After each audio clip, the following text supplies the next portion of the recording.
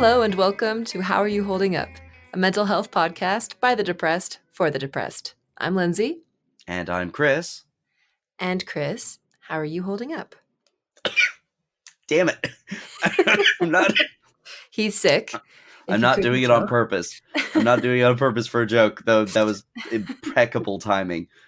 Yes, my illness has not abated. I took 2 sick days last week, which were much needed. My voice has been better, but it's the day after we recorded the last episode, my voice was just gone, which was a suck thing to deal with. My throat has been all sorts of disgusting, and you're probably going to hear some unfortunate noises during the recording of this podcast, so I apologize in advance to our audience. Yay. Aside from that, a nice busy weekend and an insanely busy week ahead of me. I'm looking forward to. Lindsey, how are you holding up? Okay. I'm a little bit run down. I think everybody in the office that I've been working at has been sick, and then we had some family company up this weekend, some of whom were sick, and I think it is slowly starting to catch up to me, and I am feeling a little bit foggy-brained. Oh, good. Yeah, that's going to be the case. And also, we are recording this a little later than usual. Yes, we are. But we were looking forward to this for our episode 69. We thought we would talk about sex and how libido is affected by depression. Yes, it is something that is near and dear to both of us. Yeah. It is an important topic that also doesn't get discussed much, similar to depression, I feel. Nobody and I think, the more it's been really kind of an interesting journey for us. If you guys are new to our podcast, some of the episodes are, we just kind of talk about how we're doing. Some episodes we do a little bit of education, and then some episodes we do experiences, or experiments rather. And so I've learned so much about my personal mental health and just depression in general. For example, I didn't know that you could have physical symptoms, I guess, which I know that sounds silly, but like it was always so internal for me. I didn't think about the fact that like, oh man, I am physically like my skin feels sensitive and I feel achy, and that's part of depression. I didn't know about that. Yeah, no, it's not really touched on. I mean, it's because how many pop culture things can we think of where the person's depressed that they are like, my back hurts today. Yeah. And I think that's the other thing is with sex and depression, a lot of people, it's portrayed that depression, you're in bed, you're crying a lot, or you're just kind of grouchy. And it doesn't go into why partners aren't interested in being intimate or they physically can't. A lot of it has been touched on a little bit more, I think, with actual antidepressants, because some antidepressants do affect your libido. Yes. And I think this topic might be, it's a struggle for both of us, both males, females, identifying, but I think men might have a little bit of a harder time with this if they just aren't in the mood and their girlfriends don't understand. It's like, well, guys are always in the mood. Yeah.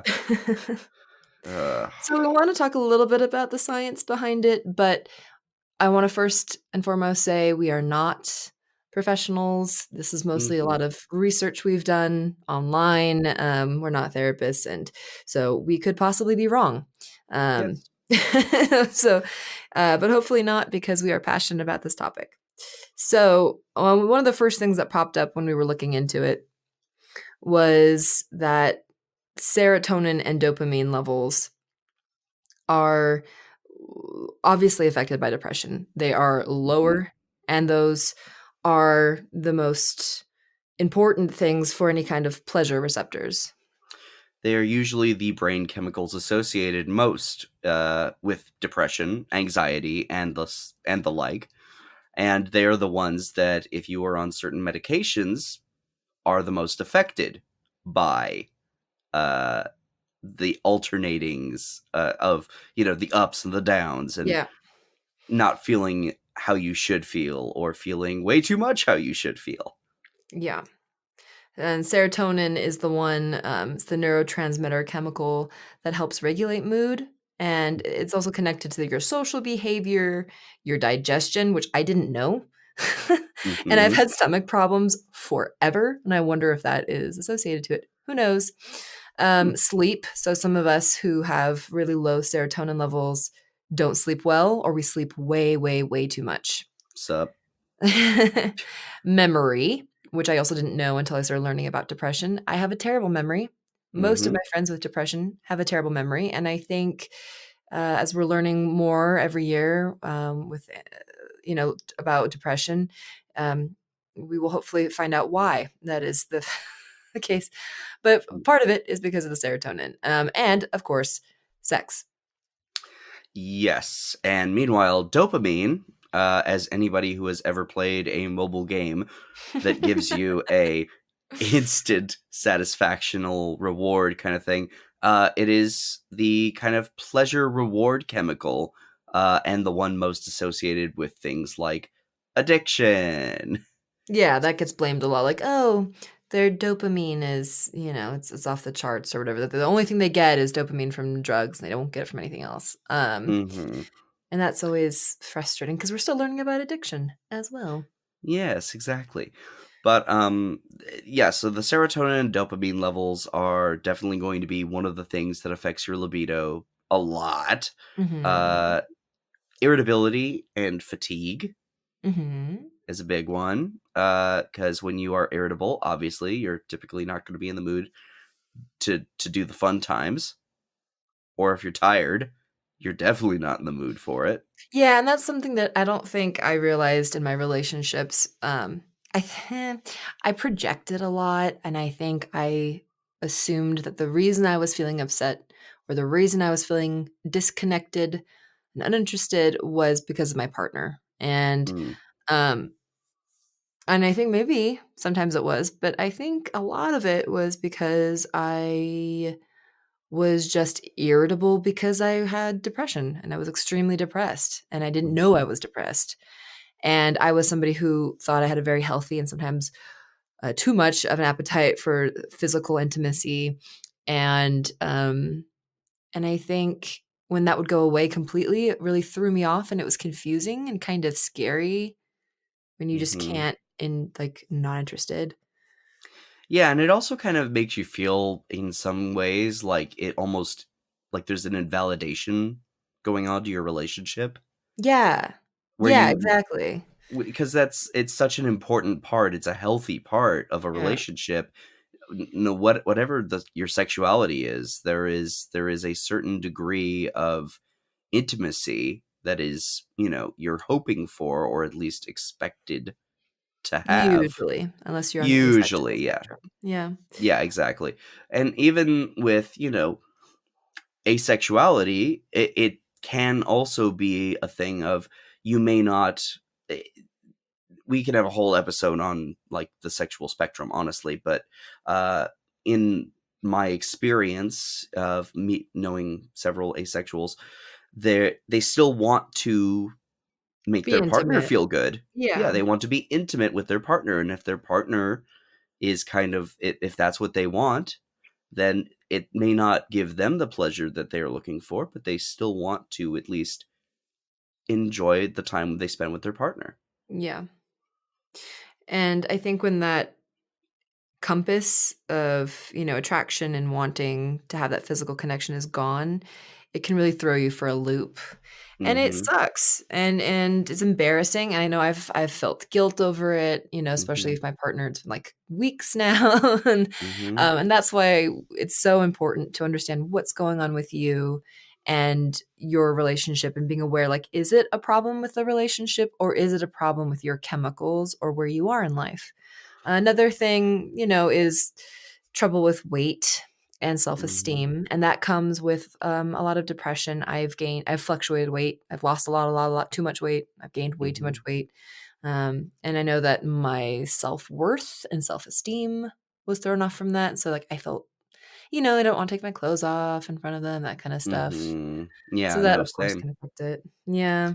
Yeah, that was one of the big things also was at least like two or honestly all three of these things affected me in one of my last relationships where it was just I felt bad about myself. I was irritable. I was tired a lot because I was working my ass off. And my brain chemistry was all sorts of fucked up. Yeah. So I had the trifecta, and as a result, the last like 4 6 months of the relationship was sexless. Isn't it fascinating that all of these chemicals affect your life so much and how you interact with people, and we just are just now starting to understand it. Hmm. Like, that blows my mind, and I feel, and I could be wrong on this, maybe this is my unhealthy brain speaking, but I feel like a lot of people with depression are almost blamed for being depressed. You Oh, know? Yeah, absolutely. there's a lot of negativity around like, "Oh, you have depression, but you have so much to be thankful for. Oh, Well, you have depression, like, what's wrong with your life? I have way worse of a life going on, I'm happy." Like, it drives me nuts.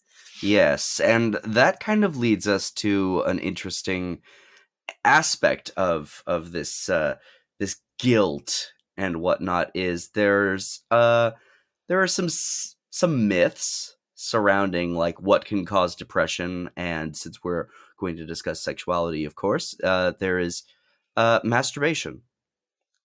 There is a lot of myths surrounding masturbation, which is uh, a perfectly healthy, normal thing to do, and it needs to be seen as such. But unfortunately, in the history of the world and various societies around the world, uh, masturbation has been seen as sinful or something you should feel ashamed of or something that will give you anxiety, and Yeah. it's not the case. And that happens, I know that happens as well with people who grew up in really religious households and might have chosen a different path for themselves, but then they try Hmm. to be intimate with a partner outside of marriage and they just aren't able to enjoy it, and that can lead to a lot of problems with how you feel about yourself and what how you view yourself. I was raised in a religious household, and Hmm. I know of some people in the community that I grew up with, who did get married, loved their partner very much, and Hmm. were not able to achieve orgasm at all Yes. with their partner because there was so much anxiety and Hmm. so much pressure. And I mean, an unbelievable amount from the community and their church and their family and their friends to be virginal for so long that suddenly you're supposed to be sexy and have a Hmm. sexual relationship. That's really difficult to transition into.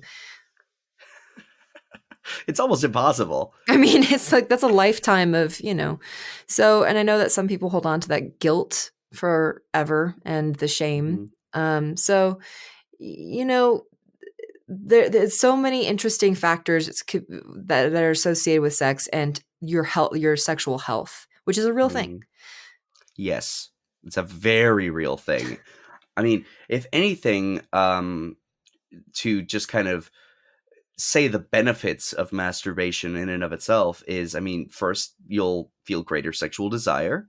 You'll get the feelings of pleasure and satisfaction that you could get from sexual intercourse with another. Improved mood, obviously, and Mhm. relaxation, relieving stress and anxiety. Yeah. Very, very true there. Releasing sexual tension. Yeah, that seems apparent. Better sleep, and I feel most importantly, a greater understanding of your body Yeah. and a better connection to your sexual preferences. I know a lot of women struggle with that. I know that it's not really masturbation as a woman, and by the way, if you are, we are coming from, I am female identifying, I was born as a female, and Chris identifies, I believe, as a Hmm. man. Yes. And so we don't have experience as being a transgendered person, or somebody who's on the spectrum of that.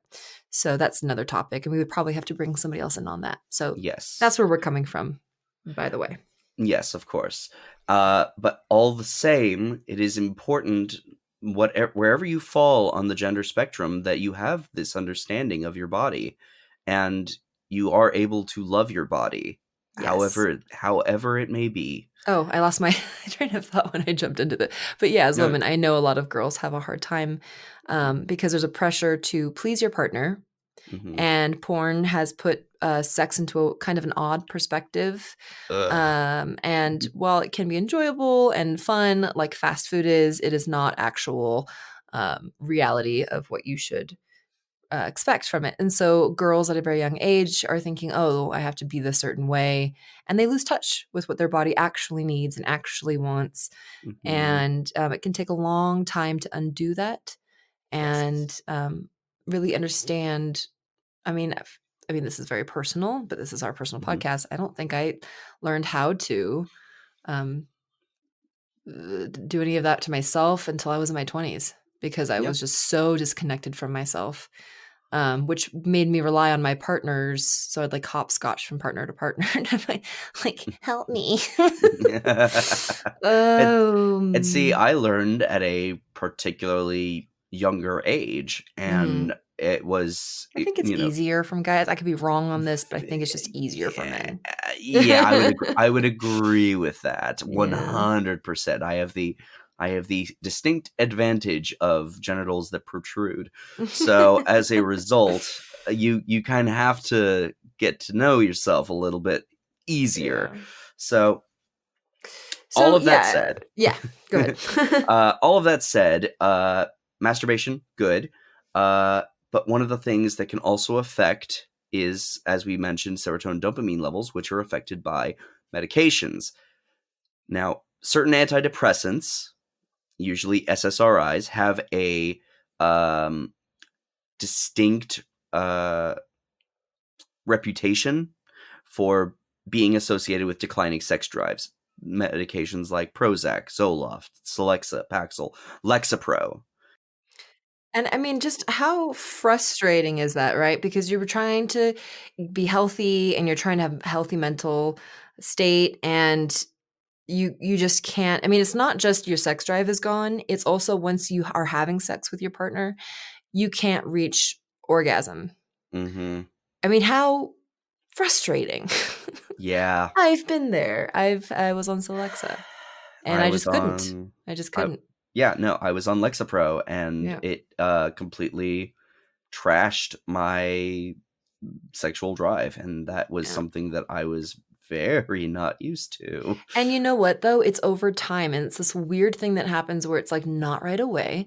So you Mm-hmm. get kind of used to having just, like, a little bit less intimacy, or maybe it's been, like, a stressful week, and then time goes on, and suddenly you look at your relationship after 4 months of being on your medication, 6 months, a year even, and you're like, "Wow, I'm just wow, I'm, like, a completely different person." Not always in the best way, but, like, physically, and it creeps up on you. I think if it was, like, a rapid change, if you're like, "Day 1, I wanna have sex. Day 2, I want nothing." I think you would be able to tell as much, so it can kind of creep up. Have you noticed that a lot of antidepressants say it can lead to depression? That is one of the side effects of some Yes, antidepressants.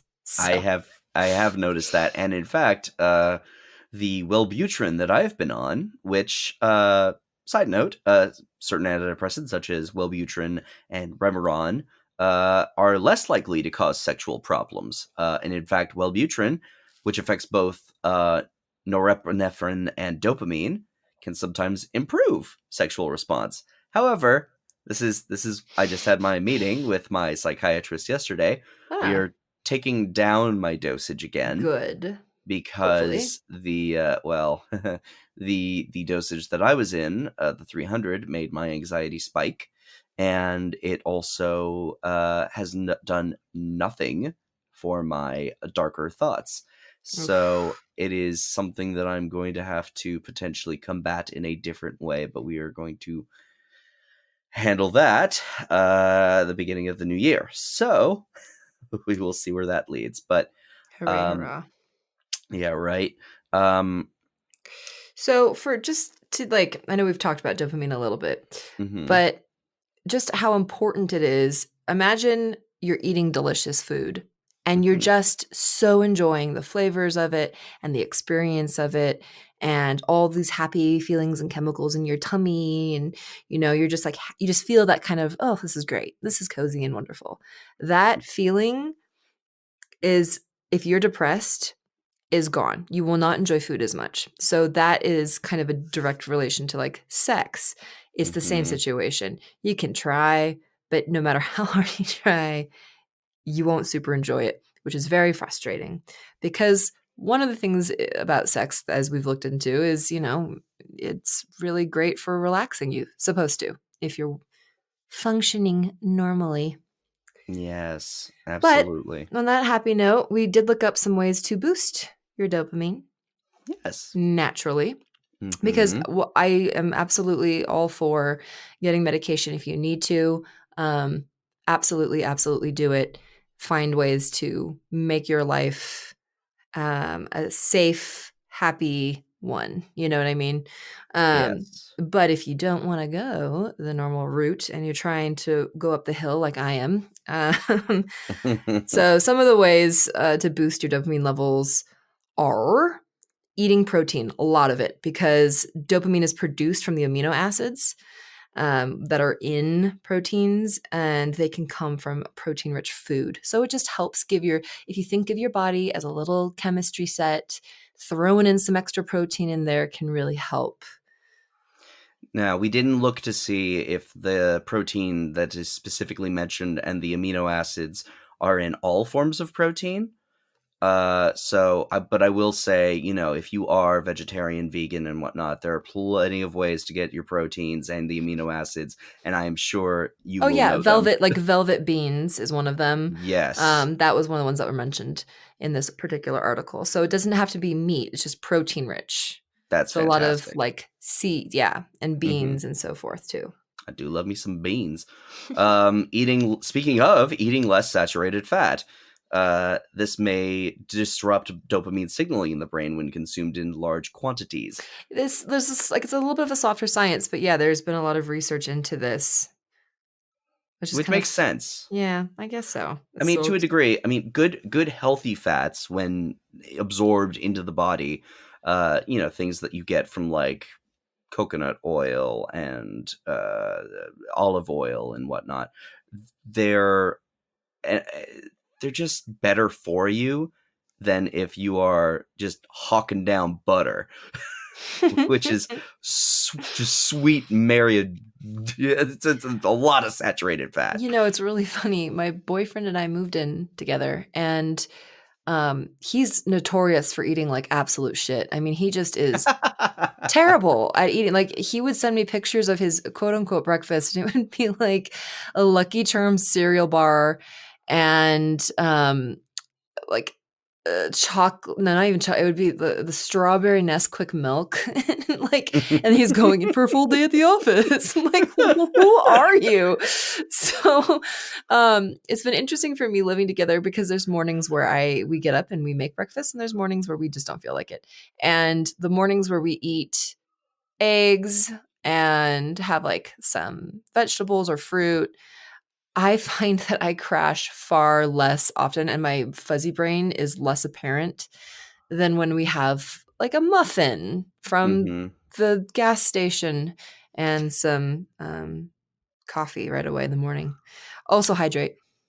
Oh yeah. Hydrate, hydrate, hydrate. We got some bottles that let you know like what time you're supposed to be drinking how much, and it's on the bottle, so it's like time, and next to it is the amount of water that Oh you my should be god, drinking. So it's that's great, kind and of cool, actually. it is great because I'm lazy and I don't want to have to be like, how much can this water bottle hold? Um, so anyway, yes, and other natural ways to boost yourself so you can have happy sex is probiotics. There's this really interesting, huge movement of research and studies happening right now with gut health. And I know some of you Yes. have probably heard like your gut is your second brain, and a happy, healthy gut is a happy body. So I don't know enough about it to really talk at length about it. I just know that having a balanced, well working digestive system can make a load of difference because it'll help make sure that you are getting the nutrients you need from your foods, and keep your body regulated. Yes, and foods that are kind of rich with probiotics. A lot of them, you kind of have to be careful what you find, because you could find some stuff like there, like one of the big popular things right now is kombucha, and kombucha is, it's pretty tasty. You get yourself a little booch break. It's just Gross. fermented tea. You're a gross person. Booch break? Who Yeah, says that? So anyway, you get yourself a booch break. Jesus.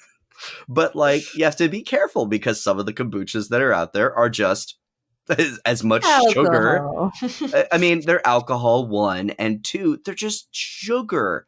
There's sugar with alcoholic tea in it.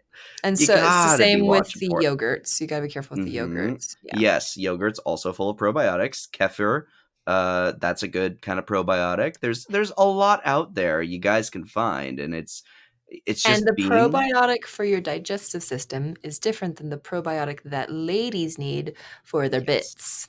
Yes. So look into it. We can't give you all the answers. Google it yourself.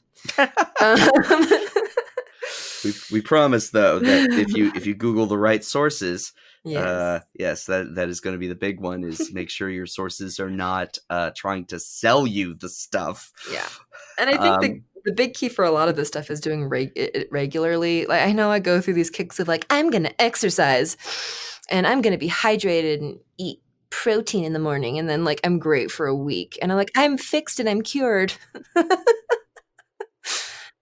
So probiotics, yes. Exercise. Yes, Oh my we've God. talked about that a lot, but it has to be regular.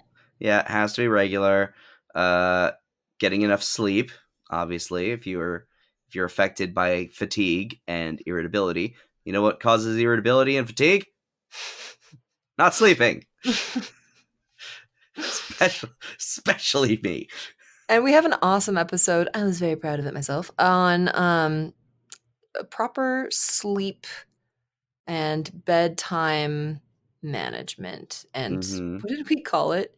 I think it was just called hygiene. Sleep hygiene? Something like that. Sleep hygiene? But yeah, because the science behind it was fascinating. I had no idea how much it affects you. Because we were all like, oh no, if you're sleepy, of course you're going to be irritable. But you don't realize. Oh no. You don't really know. But yeah, so sleeps. Get them. I spent the entirety of my 20s basically saying, sleep? Ha! Who needs that? Yeah, now look at you. Yeah, now look at me. I'm a disgrace. You're wonderful and everyone loves you. Oh, God. But yeah, the other one that I was... So, of course, there's the sunlight, getting enough sunlight because all of us are, well, I would say 85% of us are in offices all day and you miss your sunshine slot and you got to get it. You got to get the that vitamin D. You got to get that D. Meditation, of course, but the fun one was... listening to music. Makes sense, right? Yeah. It's still in research, but listening to music, especially music you enjoy, that you enjoy singing along to, particularly if it has lyrics, that was one of the things, it can increase your dopamine. Like, how fun is it to be like, oh, I have depression. I'm going to make myself happy. I'm going to eat yummy food and I'm going to exercise and I'm going to listen to music. Just kidding. I know it's exhausting. Depression sucks. Yeah. Oh, the reality of the situation. I know. It's like, it's one thing to be positive, but the reality is if you can do just one or two of these things, it'll change your life. Yeah. Or at least it'll start to change your life. Like I just got in the mail a journal for tracking my gratitude mindfulness. I got it from Kurzgesagt, which is, in a nutshell, it's a YouTube channel. They just released a video, part of their series on positive psychology, which was amazing. And the link will be in the show notes. So I'm going to be doing that. We are not sponsored. No, we are not sponsored. But by anybody but you guys. But my God, I wish we were sponsored by Kurzgesagt. Also, the journal we found out tonight is already sold out. So sad news. Yeah. But this is something I've noticed with gratitude is my partner is really good at noticing things that he's grateful for. So before we go to sleep and when we're driving to work together, we talk about what we were grateful for. And that's fucking great. They did a research study on people who practice gratitude, and they noticed that even 6 months to a year later, their mood and their brain chemistry was different because what was happening was they were now looking for things to be thankful for just in the back of their mind. Actively. I like that. I think there was one thing that we should have probably talked a little bit more about on this episode that just kind of dawned on me. But it's kind of something that we've talked about many times in the past in all of our relationship episodes, which is if you are having sexual difficulties with a partner, the number one thing that could help you is communication. Yes. Whether it is you feeling unattractive, whether it is you starting to feel, your irritability flare up and whatnot, it is most important that whatever it is you are going through, you communicate it to your partner. And I know it's uncomfortable and weird, but I think if you're with somebody and you're worried that they're not going to be able to handle the news, they're going to put you down for it, then you need to take a look at your relationship because, listen, kid, you got depression or anxiety, and you need to be communicating constantly with your partner. I mean, you should be anyway when you're, Yes. in a healthy, balanced relationship, but especially if you have depression because you're trying to work through, navigate this world that is not built on empathy and sweetness. So you need to have somebody who has your back. Yep, absolutely. It's so important, and I know we talk about it a lot, but that communication, the ability to properly tell your partner, whatever is going on with you, if you want that person involved in your life, they should probably be involved in your life. Yeah. You should be able to talk to them about what's going on, if for no other reason than they care about you and they would want to know. And we care about you too, and your sexual health. So we hope that this episode helped you in some way think about it in a different light. Yes. As for us, follow us on Instagram at HAYHU Podcast, like our Facebook page, subscribe to the subreddit. If you want to support us directly, visit our Patreon, please. If you want to send us something directly, go ahead and email mailbag@howareyouholdingup.com. We appreciate you guys so much, and we can't believe we made it to episode 69. Nice. And as always, Don't tell us to just get over it.